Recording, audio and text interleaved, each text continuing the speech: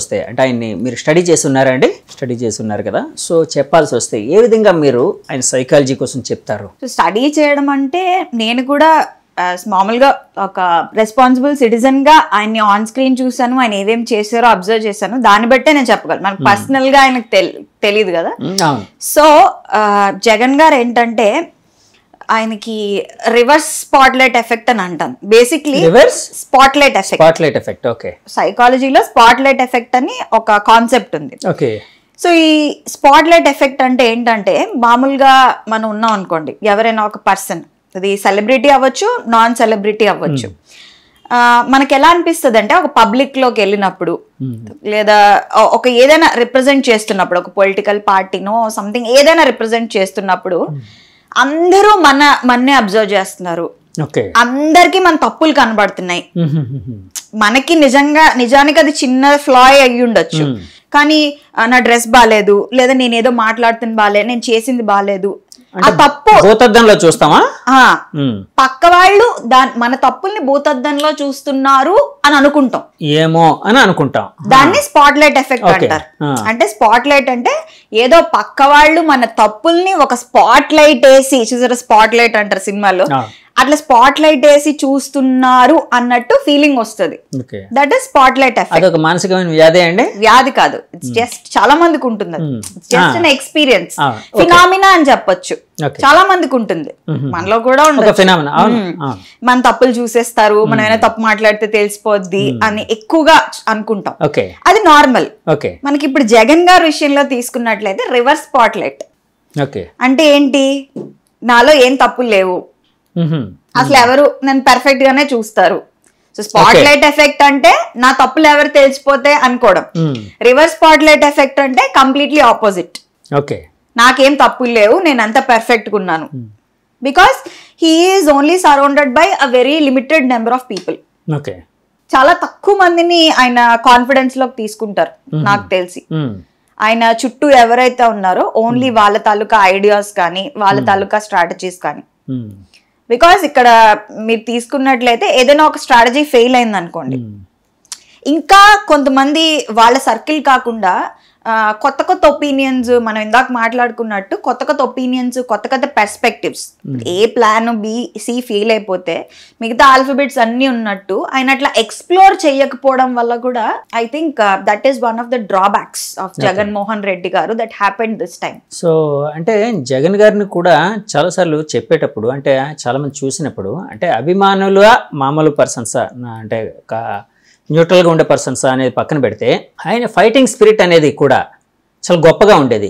ఎందుకంటే పార్టీ పెట్టి ఒక 12-15 సంథింగ్ ఏదో ఎంత అయింది, అప్పటి నుంచి ఆయన పార్టీని నడుపుతూ ఒక పాదయాత్ర అనేది ఒకటి మొదలుపెట్టి, తర్వాత జనంలోకి మమేకం అయ్యి జనాల కాన్ఫిడెన్స్ తన మీద వచ్చేటట్టు చేసుకొని, సో ఒక్క ఛాన్స్ ఇంకోటి అంటే జనాలకి అతని మీద నమ్మకం కలిగేటట్టు చేయించుకోగలిగారు, అంటే ఒక పొలిటీషియన్గా.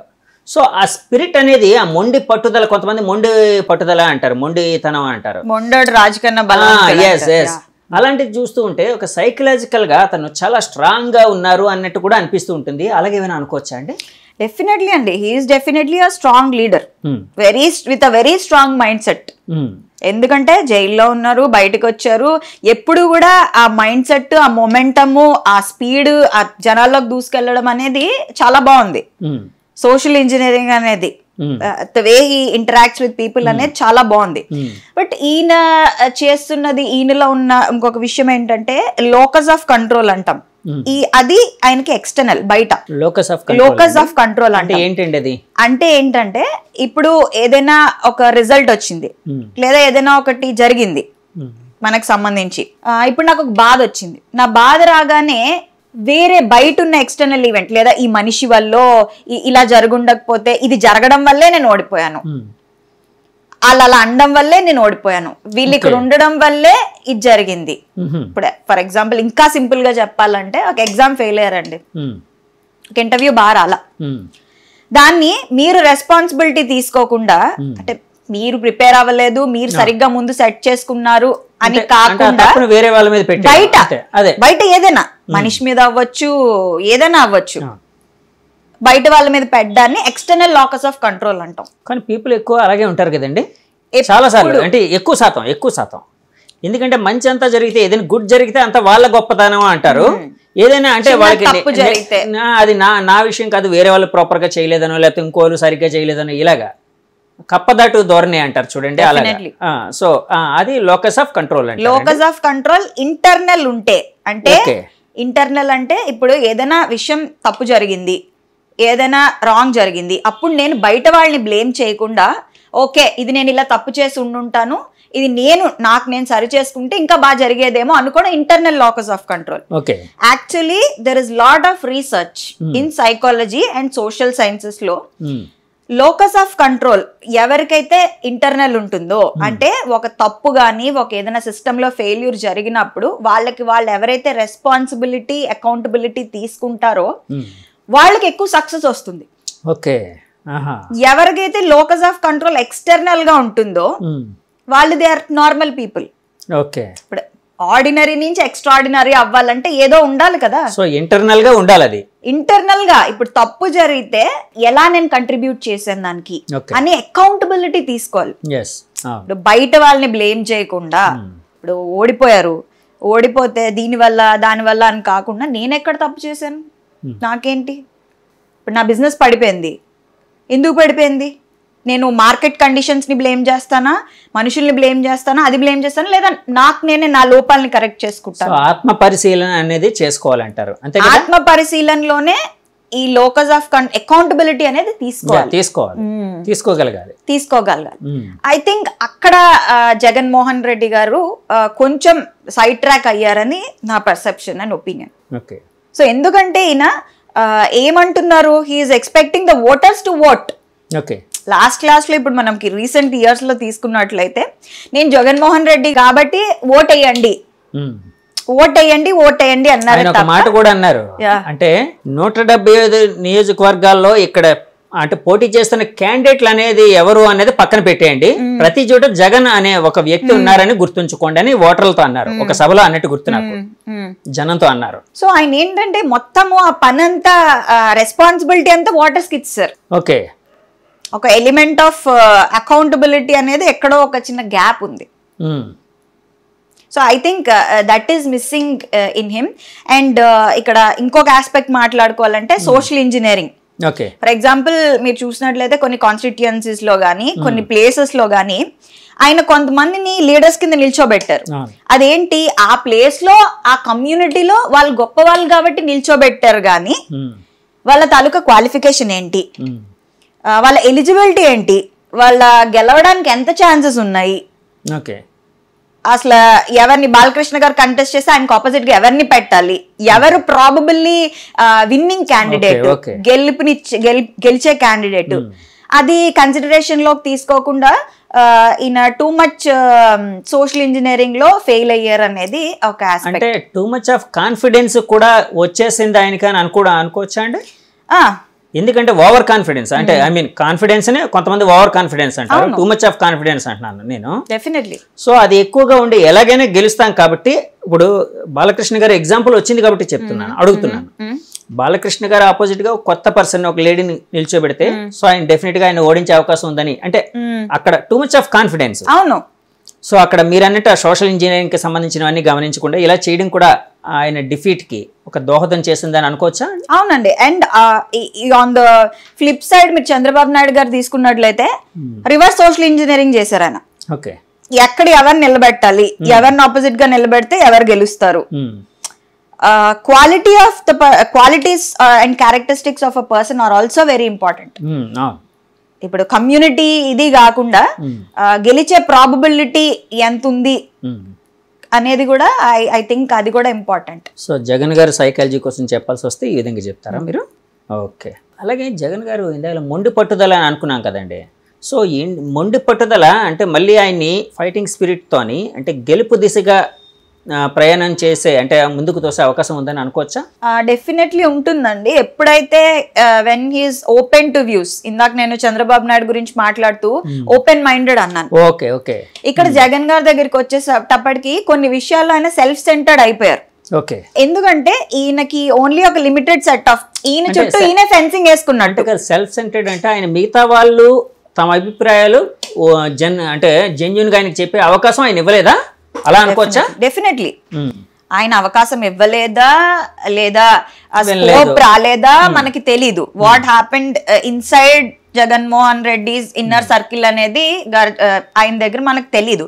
బట్ మనం గమనించినట్లయితే అదే కదా జరుగుతుంది. ఎందుకంటే ఆయన చుట్టూ ఎలా అంటే ఆయన్ని పొగిడే వాళ్ళే ఉన్నారు తప్ప ఇక్కడ ఒక కన్స్ట్రక్టివ్ క్రిటిసిజం ఇచ్చి చేసే వాళ్ళు ఉన్నారో లేదో మనకు తెలియదు. నేను ఈ ముందు మాట అనడానికి కారణం ఏంటంటే ఓడిపోయిన కొంతమంది నాయకులు తర్వాత మీడియాతోనో ఇంటర్నల్ గానే మాట్లాడుతూ కూడా ఈ మాట్లాడినారు. నేనన్న మాటలే, మా అభిప్రాయాలు జగన్ గారికి చెప్పుకునే అవకాశం మాకు లభించలేదు, ఆయన కొంతమంది మీద బేస్ అయ్యారు, మీరు చెప్పినట్టు సెల్ఫ్ సెంటర్డ్ అని అన్నారు కదా, ఆ విధంగా ఉన్నారని అన్నారు. అందుకని నేను ఈ క్వశ్చన్ అడిగాను.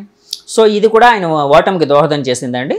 అవునండి, ఎందుకంటే క్లోజ్డ్ మైండెడ్నెస్, అటుపక్క ఓవర్లీ ఓపెన్ ఉన్నారు. ఇప్పుడు చంద్రబాబు నాయుడు గారు ఎలా కలుపుకున్నారు చూసారా, ఎలా కలుపుకున్నారు పవన్ కళ్యాణ్ ని గానీ మోడీజీని గానీ. ఇంతకు ముందు చాలా పాస్ట్ లో తీసుకున్నట్లయితే చాలా ఇష్యూస్ జరిగాయి చంద్రబాబు నాయుడు గారికి చాలా మందితో. బట్ అవన్నీ ముందుకు ఇంకా ఫ్రెండ్లీగా ఎవరితో ఉండాలి, మనం పర్స్పెక్టివ్ మార్చుకోవాలి, ఓపెన్ గా ఉండాలి, అది మన సక్సెస్ కి దోహదపడుతుంది. అటుపక్క ఏది ఓవర్లీ సోషల్ గా ఉన్నారో ఇటుపక్క విపరీతంగా క్లోజ్డ్ మైండెడ్ గా క్లోజ్డ్ సెట్టింగ్ లో అయిందని నా ఉద్దేశం. అండ్ ఐ థింక్ డెఫినెట్లీ దాని వల్ల కొంచెం ప్రాబ్లమాటిక్ అయింది. ఇంకోటి ఏంటంటే జగన్ గారు ఎలా ఫీల్ అయ్యారంటే సింహం సింగిల్ గా వస్తుంది అన్నట్టు, పందులే గుంపులుగా వస్తే సింహం సింగిల్ గా వస్తుంది అన్నట్టు. బట్ అది డైలాగ్ కింద బాగుంటుంది. చాలా చరిత్రలో చాలా మంది ఉన్నారు సింగిల్ గా నిల్చుని గెలిచిన వాళ్ళు. ఫర్ ఎగ్జాంపుల్ అడాల్ఫ్ హిట్లర్ మనం తీసుకున్నట్లయితే is a single man army. So అది కొన్నిసార్లు జరగచ్చు, కొన్నిసార్లు జరగకపోవచ్చు. అందుకే నేను అన్నా పరిస్థితులకు తగ్గట్టు. ఇప్పుడు ఇటుపక్క అంతా కూటమండి, ఇక్కడ ఇతను వన్ సైడ్, అది కూడా I think it's one of the drawbacks. సింహం సింగిల్ గా వెళ్తుంది కానీ పరిస్థితులు బాగాలేనప్పుడు మేబీ కొన్ని చేంజెస్ అనేవి డెఫినెట్లీ చేసుకుని ఉండుంటే బాగుండేది. అంటే ఇప్పుడు జగన్ గారు గెలవాలి అంటే ఆయన ఓపెన్ మైండెడ్ గా ఉంటూ అందరి అభిప్రాయాలను తీసుకుంటూ గట్టిగా కృషి చేస్తే, అంటే అతనికి ఉండే ఏవైతే ఈ ప్రాబ్లమ్స్ ఉన్నాయో లేకపోతే ఇలాంటి జరిగిన తప్పులు ఏవైతే ఉన్నాయో రెక్టిఫై చేసుకుంటూ ముందుకు వెళ్తే గెలిచే అవకాశం ఉందని భావించచ్చా అండి? డెఫినెట్లీ. ఆయన ఇప్పుడు పెట్టిన స్కీమ్స్ కానీ ఆయన తీసుకున్న కొన్ని డెసిషన్స్ కానీ నేను బయటికి చెప్పను రిగార్డింగ్ క్యాపిటల్ ఆర్ ఎనీథింగ్. ఈ డెసిషన్స్ అన్ని చాలా కన్ఫ్యూజింగ్ గా ఉన్నాయి, చాలా కన్ఫ్యూజింగ్ ఉన్నాయి. ఏవి కరెక్ట్ గా ఇంప్లిమెంటేషన్ లో ఎంతవరకు వచ్చింది అనేది అక్కడ చాలా ల్యాగ్స్ ఉన్నాయి, గ్యాప్స్ కూడా ఉన్నాయి. నేను దాని డీటెయిల్స్ లోకి వెళ్ళను.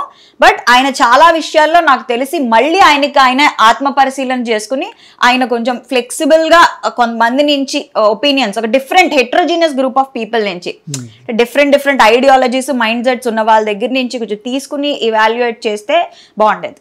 Okay, power star Pawan Kalyan ఒక అశేష అభిమానం, లక్షలాది మంది కోట్లాది మంది అభిమానులు ఉన్న ఒక కథానాయకుడు. అలాగే రాజకీయ నాయకుడిగా కూడా 10 ఏళ్ల నుంచి పార్టీ పెట్టి పార్టీ గెలుపోవటంతో సంబంధం లేకుండా సస్టైన్ చేస్తూ పోరాడుతూ, అంటే ఈ కూటమి గెలవడానికి ముఖ్య భూమిక పోషించిన వ్యక్తిగా అందరి చేత కొనియాడబడుతున్న పవన్ కళ్యాణ్ గారు. సో ఆయన కోసం చెప్పాల్సి వస్తే, ఆయన సైకాలజీ కోసం చెప్పాల్సి వస్తే ఏ విధంగా అనాలిసిస్ చేస్తారు? పవన్ కళ్యాణ్ గారు ఫస్ట్ ఆఫ్ ఆల్ ఫిల్మ్ ఇండస్ట్రీకి సంబంధించిన ఆయన.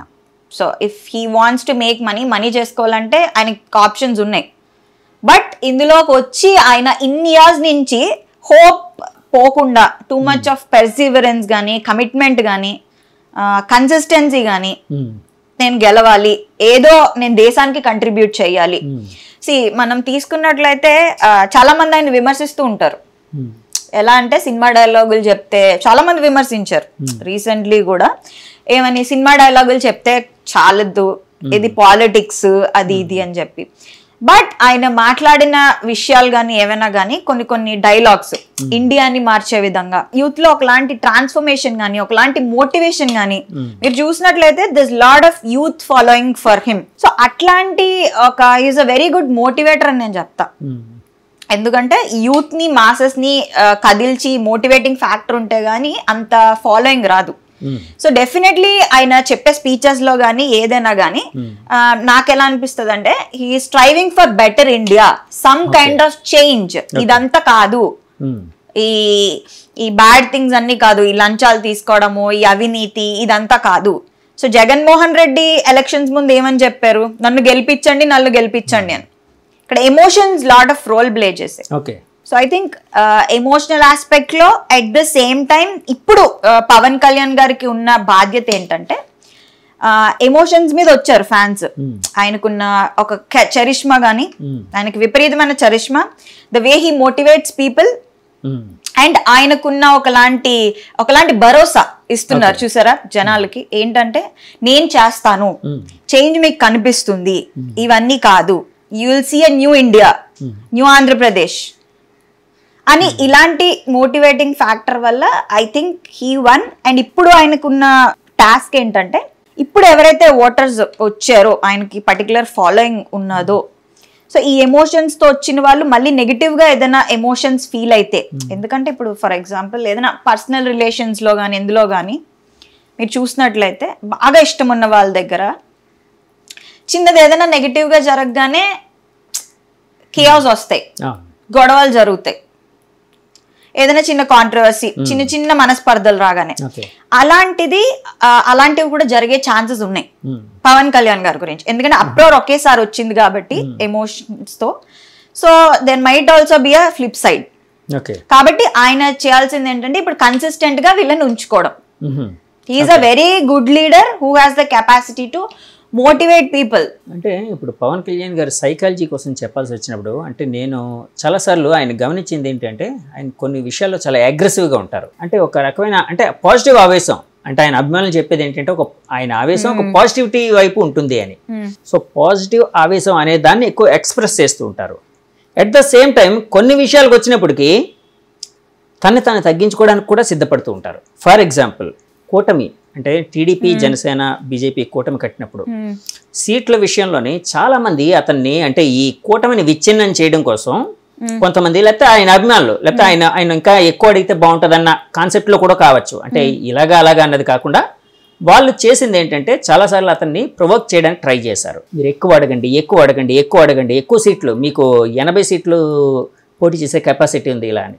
కానీ ఆయన అన్ని ఒక ప్రాక్టికాలిటీ వైపు వెళ్ళి తను తగ్గించుకుంటూ కూడా అంటే ఆ ఫ్రెండ్షిప్ అనేది ప్రాపర్గా మెయింటైన్ అయ్యేటట్టు చేశారు. సో ఈ రెండింటిని బేరేజ్ చేయాల్సి వచ్చినప్పుడు ఒకవైపు అగ్రెసివ్నెస్, ఆయన స్పీచ్ చాలా ఆవేశపూరితంగా ఉంటుంది, ఒకవైపు ఆయన చర్యలు చాలా కామ్గా ఉంటాయి. దీన్ని ఏ విధంగా సైకాలజీలో చూడొచ్చు అంటారు? ఏదో డైలాగ్ ఉంది కదా, ఎక్కడ నెగ్గాలో కాదు ఎక్కడ ఓడిపోవాలో తెలిసిన వాళ్ళే విన్నారు అని చెప్పి. సో పవన్ కళ్యాణ్ గారికి ఎక్కడ నెగ్గాలో కదా ఎక్కడ తగ్గాలో కూడా తెలుసు. సో పవన్ కళ్యాణ్ గారికి వచ్చేటప్పటికి ఏంటంటే, నేను అదే ఇందాక చెప్పా కదా, మోటివేషన్. ఓకే, సో అగ్రెసివ్ గానే ఉండాలి స్పీచెస్. ఆ మోటివేటింగ్ ఫ్యాక్టర్ అనేది చాలా మందికి ఉండదు. I think with charisma and that speeches, that is how he gain voters whatever. ఎందుకంటే మనం ఎవరికైనా ఓట్ అయ్యాలంటే నమ్మకం రావాలి. ఆయన అంతలా నమ్మకం క్రియేట్ చేశారు. ఐ థింక్ ఆయన బాగా బ్యాలెన్స్ చేసుకుంటారు. సైకలాజికల్ గా ఆయన్ని అంటే ఆయన క్యారెక్టర్ని లేకపోతే ఆయన సైకాలజీని ఒకవేళ అంటే పరిశీలించాల్సి వచ్చినప్పుడు, స్టడీ చేయాల్సి వచ్చినప్పుడు ఏ విధంగా చూడొచ్చు అంటారు? ఈ రెండు అంటే వ్యతిరేక భావాలు రెండును, ఒకటి అగ్రెసివ్నెస్, ఒకటి కామ్నెస్. సిట్యుయేషనల్ అండి. Again it comes back to being situational. Situational అంటే పరిస్థితులకు తగ్గట్టు, ఎక్కడ మనం గట్టిగా ఉండాలో తెలియాలి, ఎక్కడ సాఫ్ట్ గా ఉండాలో తెలియాలి. సో ఆయన మనుషుల్లోకి వెళ్ళినప్పుడు అగ్రెసివ్ గా మాట్లాడేవారు, ఎందుకు అది రీచ్ అవుతుంది. ఇప్పుడు నేను సాఫ్ట్ గా ఏదో సాఫ్ట్ టోన్ లో ఏదైనా మామూలుగా చెప్పాను అనుకోండి, అది రీచ్ అవ్వకపోవచ్చు. కానీ నేను దానికి ఒక ఎమోషన్ యాడ్ చేసి చెప్పాను అనుకోండి, ఒక ఎమోషన్ యాడ్ చేసి చెప్పినప్పుడు అది రీచ్ అవుతుంది. ఇప్పుడు గోల్ ఏంటి ఎవరికైనా పొలిటీషియన్ కి? To reach the common man. So common man ఎలా రీచ్ అవ్వాలి? Through emotion. సో ఆయన ఫీల్ అయ్యి ఆయన ఐ థింక్ అగ్రెషన్ కాదు, అగ్రెషన్ తో ఒకలాంటి చూసారా మీరు కొంతమంది పొలిటీషియన్స్ గానీ ట్రాన్స్ఫర్మేషనల్ లీడర్స్ గానీ వాళ్ళు మాట్లాడుతున్నప్పుడు వాయిస్ మాడ్యులేషన్ గానీ ద ఎమోషన్ విత్ విచ్ అంటే భావం ఏం చెప్తామో అది బాగా రీచ్ అవుతుంది. అట్ ద సేమ్ టైం వాళ్ళ యాక్షన్స్ అనేవి సిట్యుయేషనల్ గా ఉండాలి, సిట్యుయేషన్ కి తగ్గట్టు పరిస్థితులకు తగ్గట్టు ఉండాలి. సో ఐ థింక్ ఆయన బాగా మేనేజ్ చేసుకోగలిగారనే చెప్పొచ్చు. అలాగే పవన్ కళ్యాణ్ గారి ఆహార్యం చూసినప్పుడు